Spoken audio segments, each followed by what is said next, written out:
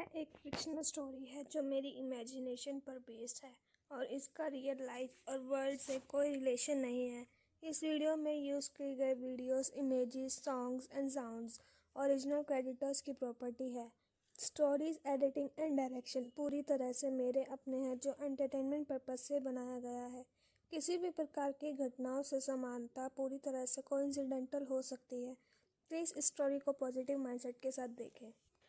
पहाड़ों के बीच बसे एक छोटे से गांव में तायुन नाम का एक छोटा लड़का रहता था। उसके माता पिता ने उसे उसकी हारमोनी यानी दादी आशा के पास छोड़ दिया था, क्योंकि काम के चलते वो तायुन का ज़्यादा टाइम नहीं दे पा रहे थे और उसकी दादी उसकी पूरी दुनिया बन गई। समझदार, जेंटल और फुल ऑफ स्पिरिट, उनकी दादी ने तायुन के दिन मैजिक, एडवेंचर और लाफ्टर से भर दिए। वह अक्सर उस जवानी के सपनों के किस्से सुनाती थी, डेयरिंग एक्सप्लोरेशंस और सीक्रेट्स अभियानों की कहानियाँ जिन्हें वह कभी पूरा नहीं कर सकी। एक सर्दी की ठंडी रात जब दोनों तारे देखते हुए कंबल के नीचे लेटे थे, तायुन ने पूछा, हारमोनी, मैं आपके लिए कितना ज़रूरी हूँ? ग्रैंडमदर मुस्कुराते हुए, तुम मेरे बच्चे रेड विंटर की तरह हो। सर्दियों का भालू गुफा में छिपकर तूफानों से बचता है और सिर्फ शांत पलों में बाहर आता है। मैं तुम्हें उसी गुफा की तरह सुरक्षित रखना चाहती हूँ जो तुम्हें जीवन के हर तूफान से बचाए। तायुन ने उन्हें कसकर अपनी ग्रैंडमदर को गले लगाया। हारमोनी, आप मेरे लिए ब्लू पैरेट हैं, रेयर और स्ट्रॉन्ग। हारमोनी, क्या आप हमेशा मेरे पास उड़कर आएंगी, ब्लू पैरेट की तरह, जब मुझे आपकी ज़रूरत पड़ेगी, लाइक मैजिक की तरह? ग्रैंडमदर, हाँ बेटा, लेकिन तुम ऐसा क्यों पूछ रहे हो?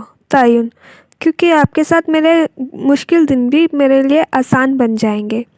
हर रात उनकी ग्रैंडमदर उसे गुड नाइट विश करने आती थी। उनकी जेंटल वॉइस तायुन के सपनों को एक वार्मथ और करेज से भर देती। जैसे जैसे तायुन बड़ा हुआ, उसने अपने भविष्य के बारे में सोचना शुरू कर दिया, पर वो अपनी दादी को छोड़कर नहीं जाना चाहता था। एक शाम उसकी दादी ने पूछा, तायुन, क्या तुमने सोचा है कि तुम बड़े होकर क्या बनना चाहते हो? तायुन ने सिर हिला दिया। मुझे नहीं पता हारमोनी, लेकिन मैं आपको छोड़कर नहीं जाना चाहता। उनकी ग्रैंडमदर का फेस नरम हो गया। बेटा, तुम्हें अपना रास्ता ढूंढना होगा, भले ही वह तुम्हें मुझसे दूर ले जाए। मैं नहीं चाहती कि तुम मेरी तरह एक साधारण जीवन जियो। खुद को रोके रखो। तुम्हें अपनी लाइफ में बोल्डी और अपने ड्रीम्स के पीछे जाने का हक है। तायुन, क्यूरियस, हारमोनी, आप क्या बनना चाहती थी? ग्रैंडमदर हंसते हुए, उनकी आंखों में एक अलग सी चमक है। मैं एक एडवेंचरस बनना चाहती थी। मैं खुद को जंगलों में एडवेंचर करते हुए, खोए हुए खजाने ढूंढते हुए और लोगों को बचाने की कल्पना की थी, लेकिन परिवार की जिम्मेदारी ने यही रोक दिया और मैंने एक शांत जीवन जिया। तायुन ने एक पल के लिए सोचा, फिर मुस्कुराया। तो फिर मैं आपके लिए वह एडवेंचरस बनूंगा। मैं एक ऐसा हीरो बनूंगा जो लोगों को प्रोटेक्ट करे और खतरों का सामना करे। ग्रैंडमदर गर्व से उनकी आंखें चमकते हुए, मुझसे वादा करो, चाहे तुम जो भी रास्ता चुनो वह खुद का हो, किसी और के दबाव में नहीं। तायुन ने सिर हिलाया। मैं वादा करता हूँ हारमोनी। दोनों हंस पड़े, एड अ वार्म हग, उनकी बॉन्ड की स्ट्रेंथ को महसूस करते हुए। 20 साल बाद, 20 साल की उम्र में तायुन एक यंग मैन बन चुका था, जिसमें साहस और अपनी ग्रैंडमा का एडवेंचर स्वभाव भरा हुआ था। उसके पास के जंगल में एक खोए हुए यात्री को बचाने के लिए अपनी पहली यात्रा शुरू की। तायुन ने घने जंगल में ध्यान से चलना शुरू किया, खोए हुए यात्री के निशान ढूंढते हुए। तभी उसे एक आवाज़ सुनाई दी, झाड़ियों में खड़खड़ाहट की।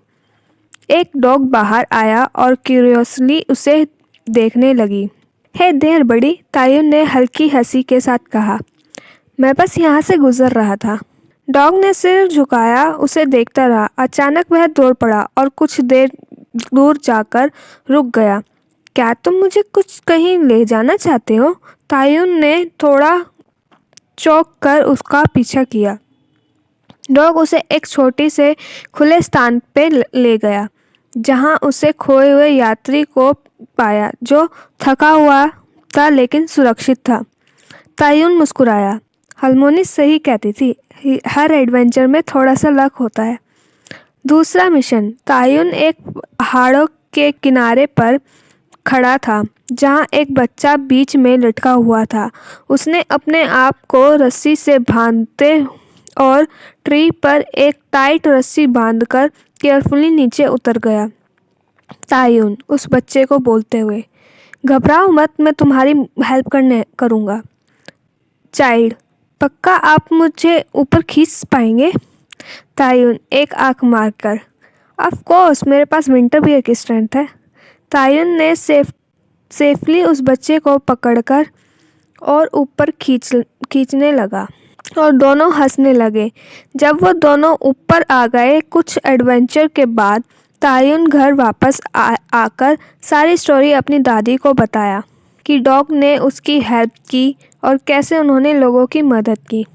तायुन अपनी ग्रैंडमदर के हाथ पकड़कर, हार्मोनी, आपको मेरे साथ सभी एडवेंचर में होना चाहिए था। ग्रैंडमदर मुस्कुराते हुए, I am proud of you my boy, my little winter bear. तुम मेरे सपनों में जी रहे हो, पर अपनी खुशी से। तायुन अपने दिल से बोलते हुए प्यार और ग्रेटिट्यूड के साथ, थैंक यू हार्मोनी, मैं वो नहीं होता जो आज हूँ अगर आप मेरे साथ ना होती। एक दिन तायुन ने एक डेंजर सेविंग मिशन लिया जो उसकी लिमिट से बाहर था। पूरा दिन बीत गया और कोई भी उसका पता नहीं लगा सका। घर पर उसकी ग्रैंडमदर खिड़की के पास बैठी चिंता में अपने हाथ मसल रही थी। उम्र और बीमारी से कमज़ोर हो चुका उनका नाजुक शरीर उनकी चिंता का बोझ सहन नहीं कर पा रहा था। ग्रैंडमदर खुद से कमरे में चलती हुई, तायुन, तुम कहाँ हो? अभी तक क्यों नहीं लौटे? प्लीज़ सही सलामत घर आ जाओ। वह बहुत चाहती थी कि वह खुद जाकर उसे ढूंढे, लेकिन उनका शरीर जो अब बूढ़ा हो चुका है उन्हें इसकी इजाज़त नहीं दे रहा था। देर रात दरवाज़ा खुला और तायुन लड़खड़ाते हुए अंदर आया। उसके कपड़े फटे हुए थे, उसका शरीर चोटों से भरा हुआ था और उसकी शर्ट खून से सनी हुई थी। उसके चेहरे पर थकान और दर्द के निशान साफ झलक रहे थे और उसके कदम लड़खड़ा रहे थे। ग्रैंडमदर उसकी ओर दौड़ती हुई, राहत और डर से कांपती आवाज़ में, तायुन, क्या हुआ? तुम पूरे दिन कहाँ थे? देखो तुम्हारा क्या हाल हो गया। तुम्हें चोट लगी है। उन्होंने उसका हाथ पकड़ने की कोशिश की, उसकी चोटों को देखते हुए, लेकिन तायुन दर्द से सिहरते हुए पीछे हट गया। थका हुआ और दर्द से भरा हुआ वह कुर्सी पर बैठ गया। इससे पहले कि वह कुछ समझ पाता, उसकी दादी की चिंता गुस्से में बदल गई। उनकी आवाज़ इमोशन से काँप उठी। ग्रैंडमदर गुस्से में आंसू निकलने को तैयार, मैं जानती हूँ कि मैंने तुम्हें कहा था कि अपने सपनों का पीछा करो, एडवेंचर पर जाओ, लेकिन ये तो पागलपन है तायुन। क्या तुम्हें ज़रा भी अंदाज़ा है कि मैंने आज क्या सहा है? ये सोचते हुए कि तुम्हारे साथ कुछ भयानक हो सकता है। क्या तुम पागल हो गए हो? तायुन चिल्लाते हुए, उसकी आवाज़ शार्प और कोल्ड। हार्मोनी, प्लीज़ बस चुप हो जाओ। उनकी आवाज़ काँपी, लेकिन उन्होंने खुद को रोक नहीं पाया। ग्रैंडमदर गुस्से से, चुप? मैं कैसे चुप रहूं? तुम ही तो मेरे पास हो तायुन। तुम खुद को इस तरह खतरे में कैसे डाल सकते हो? तायुन की चोट और दर्द की वजह से वो अपने माइंड को कंट्रोल नहीं कर पाया। पता ही नहीं चला कि वो क्या बोल बैठा। तायुन गुस्से में, उसकी आवाज़ चाकू की तरह चुभती हुई, मुझे ऐसी ग्रैंडमदर नहीं चाहिए। आप इतनी कमज़ोर और हेल्पलेस है, हर टाइम चिंता करती रहती है और टोकती रहती हैं। इन सब से घुटन होती है।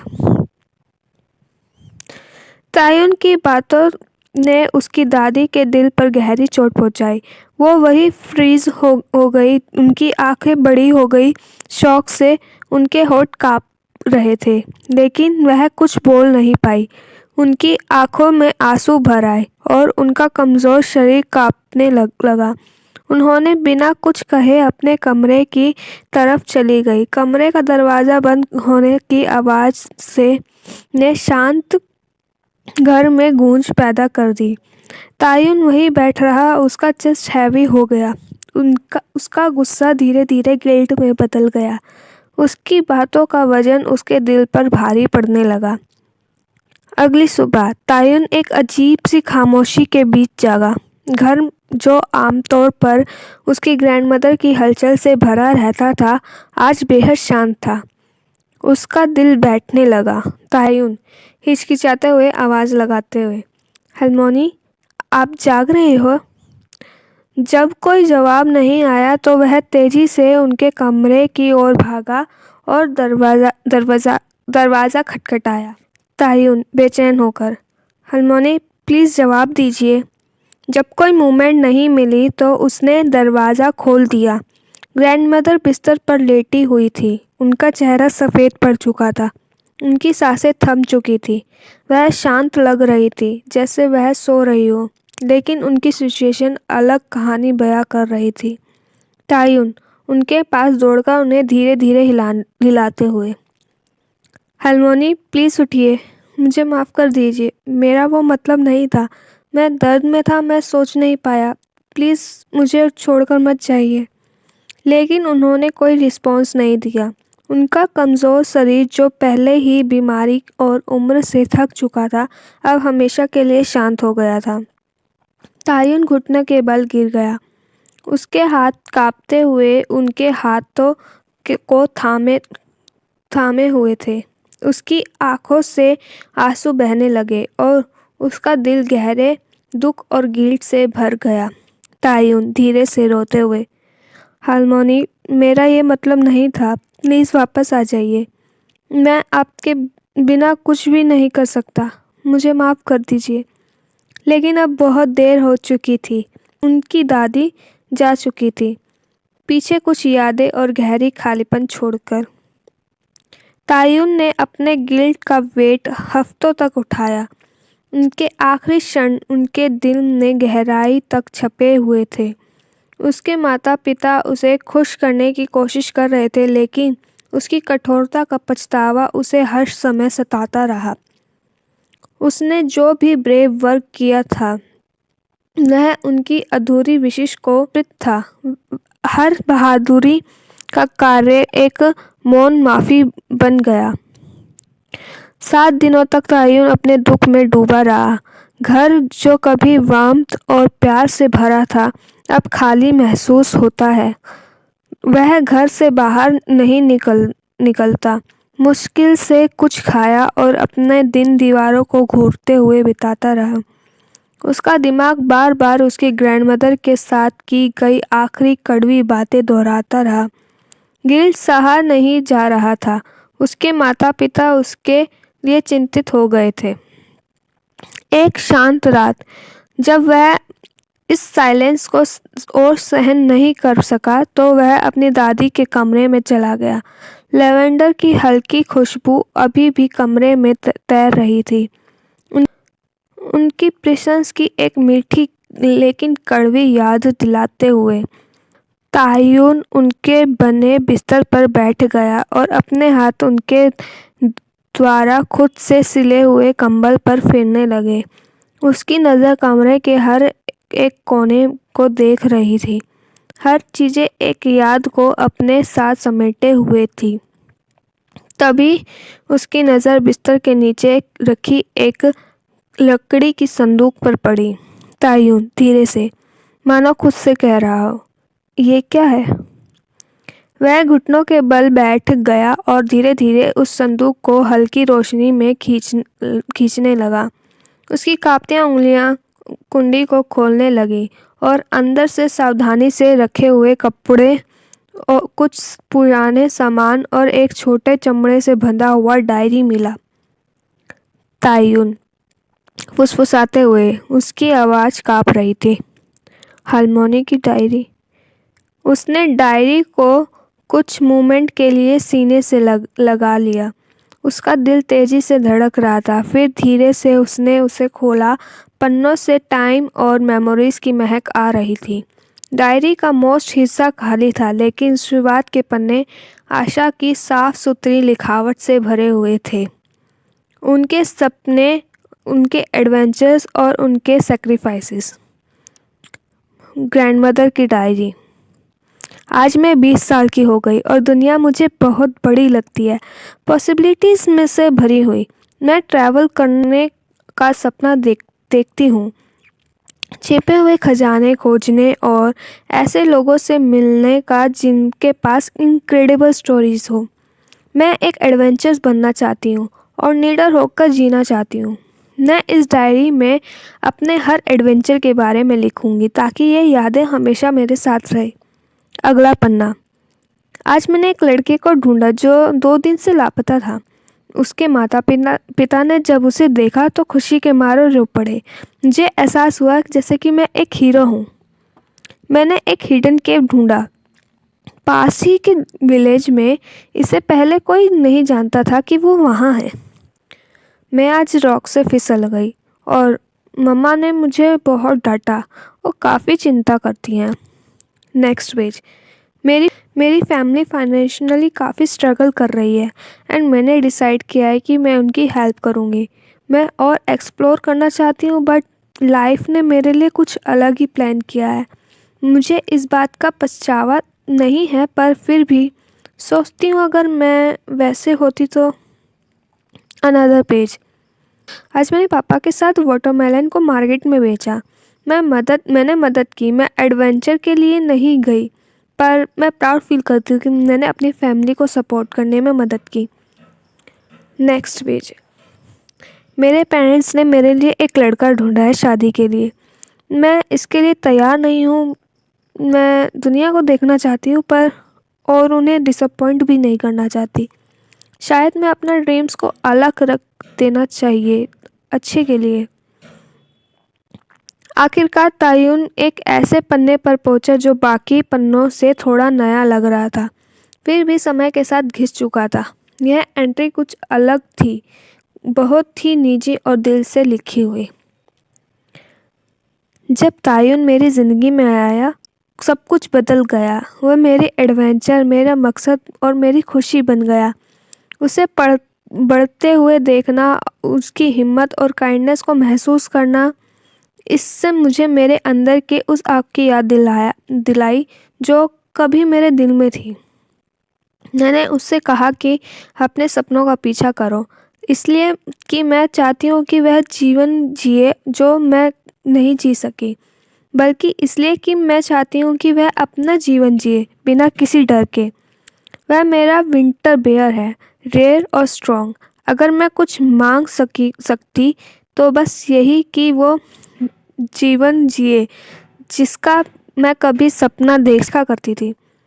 जब तायुन ने अपनी दादी की डायरी के फाइनल वर्ड पढ़े तो उसकी आंखों से आंसू बहे, जो पन्नों पर गिरकर उसके दुख के निशान बन गए। उसने उस किताब को अपने सीने से कसकर लगा लिया, मानो उसकी दादी का प्यार और उनके सेक्रीफाइस का बोझ उसके लिए सहन करना मुश्किल हो रहा था। उसका दिल दर्द से करा उठा जब हकीकत ने उसे घेर लिया कि उसने उन्हें सबसे दर्दनाक तरीके से ठेस पहुंचाई थी। तायुन रोते हुए, उसकी आवाज़ कांपती हुई, हारमोनी, आपने मुझे सब कुछ दिया। आपने अपनी ज़िंदगी दूसरों के लिए जी, मेरे लिए जी, और मैंने आपको दर्द दिया। मैंने आपको नीचा दिखाया। मैं अपने कहे शब्द कभी वापस नहीं ले सकता, लेकिन मैं वादा करता हूँ मैं इसे सही करूँगा। मैं वह ज़िंदगी जीऊँगा जिसका आपने सपना देखा था। मैं वह खोजी बनूँगा जिसकी आप हमेशा कल्पना करती थी। वह रूम शांत हो गया, सिर्फ रोने की आवाज़ थी। गिल्ट बहुत ज़्यादा था, पर थोड़ा कम हो गया। दर्द थोड़ा कम हो गया जब वो मकसद के वादा उसने अपने आप से किया। उसने सेकंड चांस खुद को दिया, खुद के लिए जीने के लिए और अपनी ग्रैंडमदर की ड्रीम्स को जीने के लिए। कुछ दिन के लिए तायुन अपनी लाइफ के नॉर्मल वर्क करने लगा, घर के काम, फार्मिंग एंड हमड्रम, अपने आप को बिजी रखने के लिए। यही सब था जो वो कर पा रहा था। वो नहीं जानता था कि कहाँ से शुरुआत करे और कैसे उस चीज़ को भुलाए। भी उसके दिल में वो दर्द और गिल्ट भरा हुआ था। पर एक शांत रात को वो बाहर अकेले बैठे तारों को देखता रहा और उसका ध्यान उसी में खो गया था। उसका दिल फिर से दुखी हो गया अपनी ग्रैंडमदर की याद में। उसके वो बोले हुए वर्ड्स हवा के झोंके के साथ वापस आ रहे थे। तायुन आसमान को देखते हुए कांपते आवाज़ के साथ, काश काश आप मुझे सिर्फ 1 मिनट देती, सॉरी बोलने के लिए, सॉरी आपका दिल दुखाने के लिए, एंड थैंक यू मेरी लाइफ बेटर करने के लिए। अगर हम दोबारा मिलते, आई विश मैं वापस जा पाता और आपको सॉरी एंड गुड नाइट कह पाता। तायुन का गला भर गया, दिल भारी हो गया और रोने लगा जो भी उसने किया उसके लिए। स्टार्स ब्लर हो गए आंखों में आंसू आने की वजह से, और जब आंसू गिरे तो वो रुकने का नाम ही नहीं ले रहे थे। कुछ देर बाद उसने अपने आप को थोड़ा संभाला और अकेले उस शांत रात में बैठा रहा। अब भी दिल भारी था पर कुछ होप उसे थी। जब वो बैठे अपने ख्यालों में खो गया था, उसने कुछ देखा। अंधेरी रात के आसमान में कुछ वाइब्रेंट सा कलरफुल कुछ दिखता है, एक ब्लू पैरेट जो अचानक से उसके शोल्डर पर बैठ जाता है। कुछ मोमेंट के लिए तायुन बस बर्ड को देख रहा था, बिल्कुल भी समझ नहीं पा रहा था कि अभी उसने क्या देखा। वो बिल्कुल वही पैरेट था जो वो अपनी दादी को बुलाता था। वो पैरेट सिंबल था उनकी स्ट्रेंथ और उनकी स्पिरिट का, जो कभी नहीं भूल सकते थे। तायुन सॉफ्टली बिलीव ना करते हुए, हारमोनी। पैरेट ने अपनी गर्दन मोड़ और तायुन की आंखों में देखने लगा और अचानक से उसने अपने पंख फैलाए और उड़ गया। तायुन ये देखकर हैरान हो गया और वो पैरेट कुछ दूर पर एक वॉल पर लैंड हो गया और तायुन की तरफ अपनी मुंडी मोड़कर उसे देखने लगा। वो मानो कह रहा हो कि उसे फॉलो करो। तायुन का दिल ज़ोर ज़ोर से धड़कने लगा। एक्सप्लेन भी नहीं कर पा रहा था कि वो क्या फील कर रहा है। तायुन पैरेट को फॉलो करने लगा, ट्रीज के बीच, फॉरेस्ट के अंदर। वो पैरेट घने जंगल के अंदर लेकर गया। कुछ देर बाद वो एक केव जो कि पेड़ों के जड़ों से ढका हुआ था, उसके अंदर पहुंचे। पैरेट उस केव के अंदर गया और गायब हो गया। तायुन एक मोमेंट के लिए रुक गया क्योंकि उसे कुछ अजीब लग रहा था, बट वो पैरेट उसे फेमिलियर लग रहा था, लाइक कोई उसे गाइड कर रहा हो। एंड उसने एक लंबी सांस ली और अंदर चला गया। वहाँ अंदर काफ़ी ठंडा और अंधेरा था। पानी दीवारों से टपक रहा था। पानी की टपकने की आवाज़ आ रही थी। तायुन के कदमों की आवाज़ गूंज रही थी और वो केव की गहराई में चलता जा रहा था। जैसे जैसे वह आगे बढ़ता गया, थकावट ने उसे और ज़्यादा जकड़ लिया। उसे जब तक एहसास नहीं हुआ कि वह कितना थका हुआ था, जब तक कि गुफा की खामोशी ने उसे एक तरह का हिप्नोटाइज कर लिया। बिना एहसास किए तायुन की नज़र धुंधली हो गई। उसके बॉडी पार्ट्स भारी होने लगे। वह लड़खड़ाते हुए अपने पैर उसके बोझ को संभाल नहीं पाए और इससे पहले कि वह खुद को संभाल पाता, उसके चारों ओर अंधेरा हो गया। उसको लगा कि जो ब्लू पैरेट है वो उसकी दादी की आत्मा है और उसे अंधेरे के बीच रास्ता दिखा रही है। नेक्स्ट मॉर्निंग ताह्युन की आंखें धीरे धीरे खुलने लगी। एक शार्प अनफैमिलियर लाइट उसकी आंखों में चुभने लगी। उसके सिर में हल्का सा दर्द हो रहा था। उसने थोड़ा सा अपनी आंखें हिलाई और देखा कि कोई उसे घूर रहा है। एक लड़की जो कि 20 साल के आसपास लग रही थी। उसके कपड़े लग रहे थे जैसे कोई पुराने ज़माने के लोग पहना करते हैं। मिट्टी के रंग के फैब्रिक, एक सिंपल ड्रेस जो कि दूसरे टाइम के हो। वो उसे बस घूर रही थी, बड़ी आंखों और confusion. Hello my innocent आर्मीज and my lucky charms. अगर मेरी इंग्लिश में कोई ग्रामर मिस्टेक हो तो प्लीज़ सॉरी।